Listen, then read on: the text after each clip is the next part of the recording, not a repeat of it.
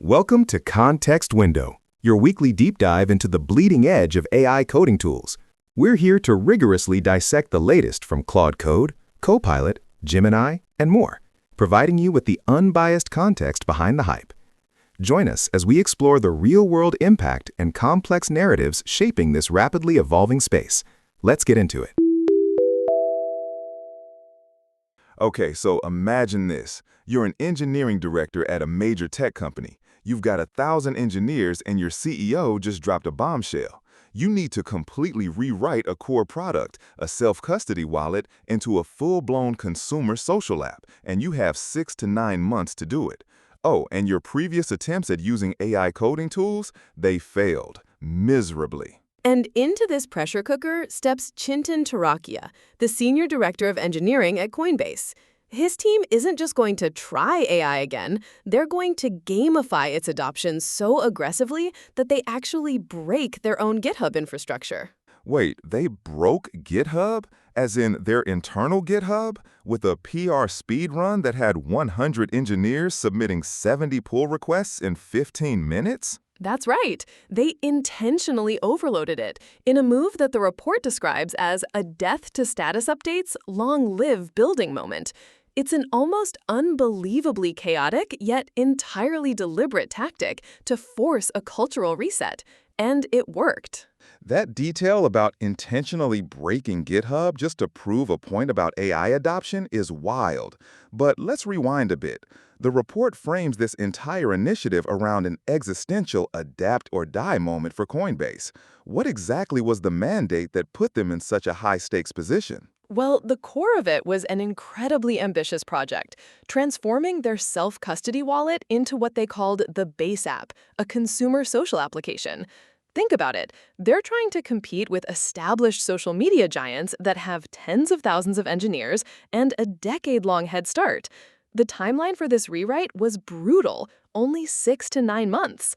So AI wasn't just a nice-to-have, it was positioned as a necessary force multiplier to even have a prayer of achieving this monumental task. And yet, their previous attempts at AI adoption, like with GitHub Copilot, had essentially flamed out. The report calls it a trough of sorrow. What went wrong the first time, and why did engineers just bounce off these tools? The report highlights a common pattern. Engineers would try it, open it up, check the box, did kind of like a hello world thing, as Turakhia put it, but it didn't stick. They'd use it once or twice, find it unhelpful for their immediate complex tasks, and then dismiss it entirely. That skepticism would spread, creating a cultural barrier. The tools were there, but the workflow integration, the stickiness, was missing. It was a classic case of tooling without true adoption. So how do you counter that deep-seated skepticism? The report emphasizes Turakhia's conviction and what he called leader on the metal. That phrase really jumps out. What did that mean in practice for him? It was a complete repudiation of the idea that AI adoption could be decreed from an executive meeting room. Turakhia believed that transformation required a single person with incredible conviction at the leadership level, who was also hands-on the metal. And he embodied that himself. From January through April 2025, he essentially transformed his own role. He wasn't just managing, he was personally coding, fixing bugs, submitting pull requests, all within an AI-native IDE like Cursor. So he was literally in the trenches, experiencing the tools firsthand, rather than just telling his team to use them. Exactly. It was a deliberate, public demonstration. He wanted to show the engineers, not just tell. By personally experiencing the friction points and, crucially, the holy shit moments of using these tools, he built credibility. He could genuinely understand what was needed to make the adoption stick because he was feeling it himself.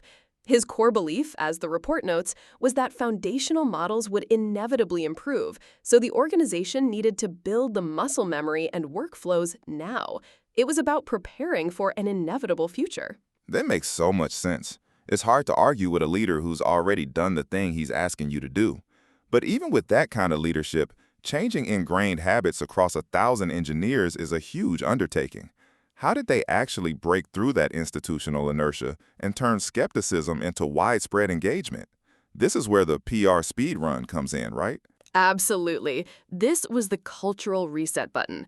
Turakhia realized that simply providing tools wasn't enough. They needed a shock to the system. The first PR speedrun involved 100 engineers. The challenge was deceptively simple. Pick a trivial bug or a copy change, use AI tools, specifically Cursor, to fix it and submit a pull request within 15 minutes. And the result was 70 PRs submitted in 15 minutes, which then broke their GitHub infrastructure. That's a fascinating side effect. What was the intention behind making it so low stakes, almost trivial? The trivial nature of the tasks was key. It wasn't about writing perfect code or solving complex problems. It was about lowering the barrier to entry, removing the fear of failure, and creating a shared, immediate success experience. The report emphasizes that it was a death-to-status updates, long-live building moment from a journalistic and cultural standpoint. It forced a large group of engineers to simultaneously engage with the AI tools in a fun, competitive, and low-stakes environment. And the fact that they broke GitHub wasn't a failure. It was seen as a positive sign of overwhelming engagement.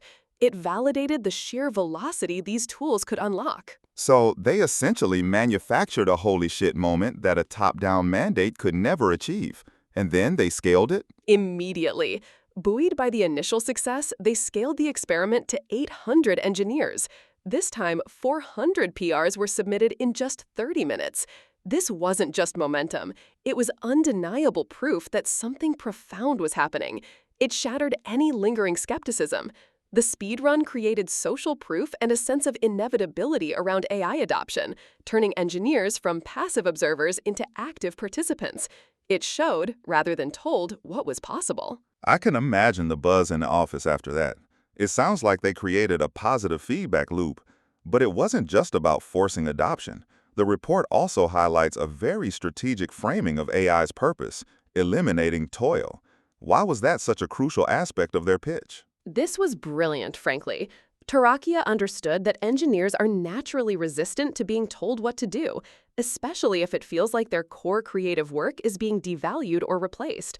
So the pitch wasn't about replacing them, it was about freeing them. The initial focus was squarely on eradicating toil, those soul-crushing, mundane tasks that every developer universally despises. Things like writing unit tests, linting code, remembering obscure Git commands, or other repetitive low-value activities. Ah, the shit work, as the report quotes Turakhia, making AI the assistant that handles the chores so engineers can focus on the fun stuff. Exactly. His message was clear. The best way to get to an engineer is just give them the tools so they stop doing the shit work and so they can build the stuff they love. This approach bypassed the natural resistance. The aha moment for many engineers wasn't just that AI could write code, but that it could automate the entire PR process. They realized they would never need to remember Git status, Git rebase. Why is anyone doing this anymore? It transformed the narrative from "you must use AI" to "here is a tool to make your life easier," which, as it turns out, is far more persuasive.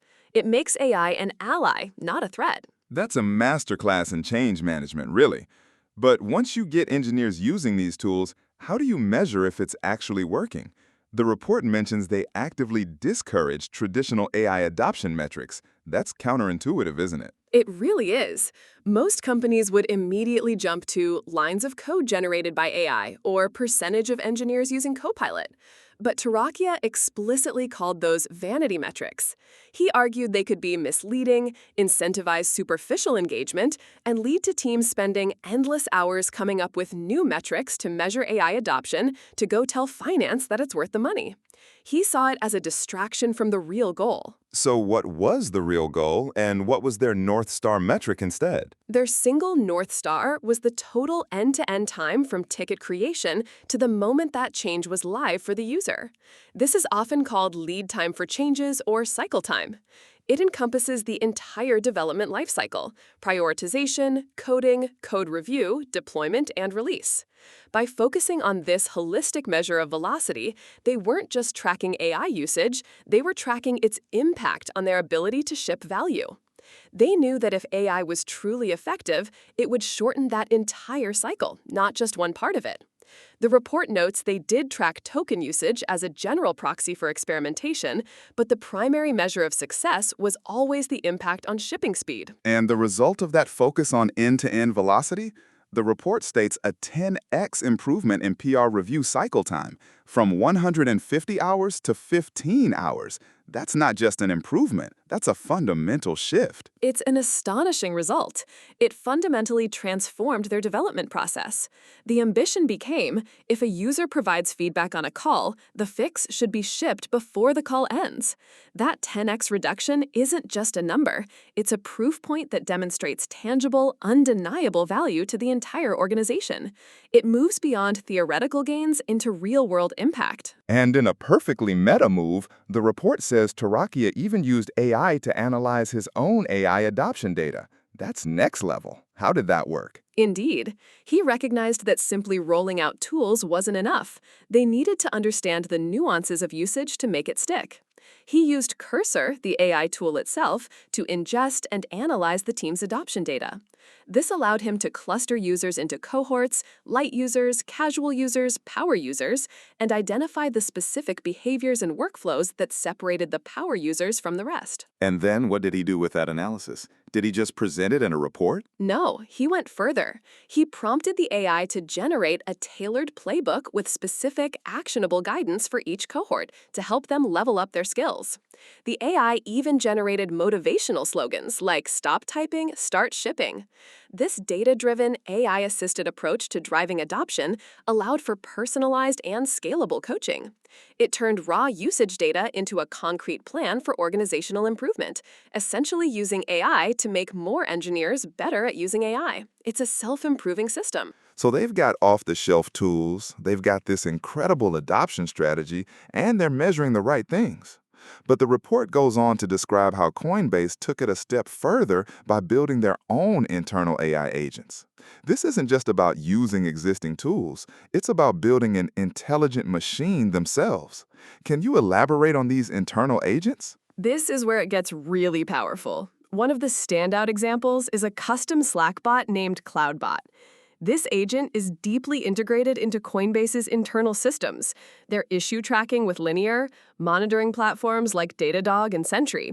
Imagine this. A user gives verbal feedback during a call.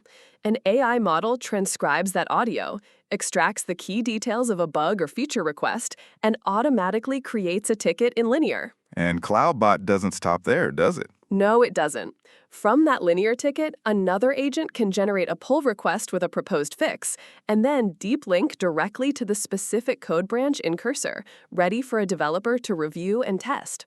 Turakhia even mentioned kicking off 200 bug fixes from user feedback in a single batch one night using this system.